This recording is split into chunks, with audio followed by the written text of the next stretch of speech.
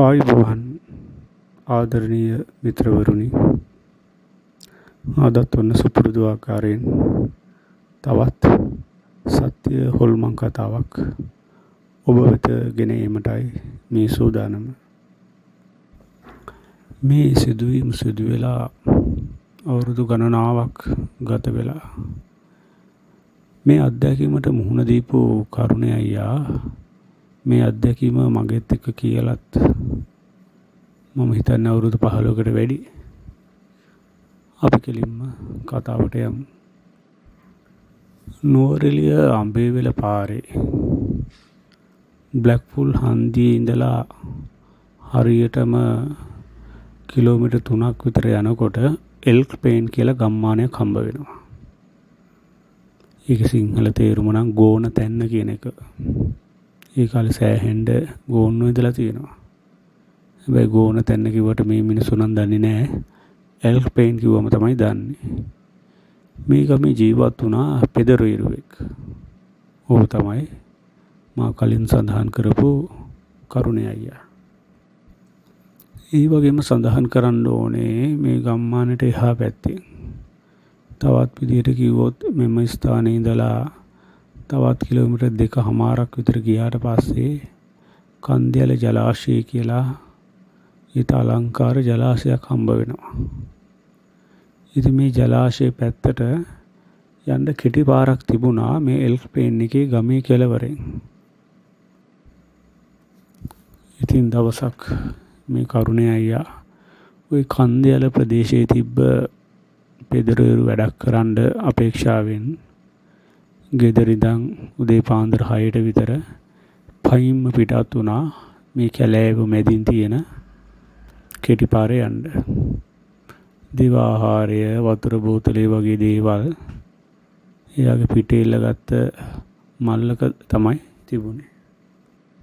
මූකලාන එහෙම නැත්තම් දෙමුතුගම කියලා දැන් හඳුන්වන ගම්මානය පහු කරගෙන මෙයා කන්දේල වැව පැත්තට ගියා.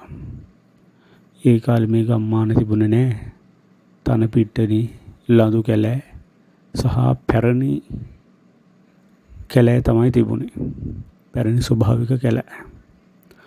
කොහොමරි මේ කැලේ ඇතුලෙන් පඳුරු අතරින් මෙයා කන්දේල ජලාශය වෙත ආවා. උදෑසන ඉර පායගෙන එනවා. කුරුල්ලුන්ගේ සංගීත නාදය ඇහෙනවා. තවමත් පාන්දර සීතල මේදුම ඒ විදිහටම තියෙනවා. මෙයා කොහොම හරි ගස් අතරින් දැන් වැවේ භාගයක් විතර දුර ඇවිල්ලා වැව් ඉවුරේ. කිසිම කෙනෙක් පේන්නේ නැහැ. හරිම පාළු ස්වභාවයක් තමයි තිබුණේ.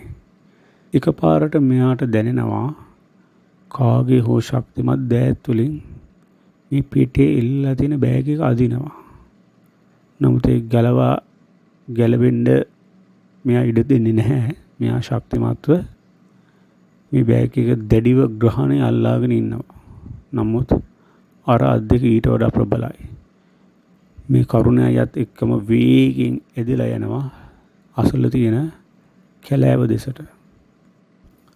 කොහොම හරි කරුණේ අයියා ඒ මල්ලත් එක්ක එදලා ගිහිල්ලා විශාල ගහක මෙයාගේ පිට වැදිලා එහෙමම ඉඳ ගැස්ස වෙනවා. කරුණේ අයියට හිතා ගන්න බෑ මොනවද උනේ කියලා. හරියට සිහියත් නෑ වගේ මද සිහි ගතිය.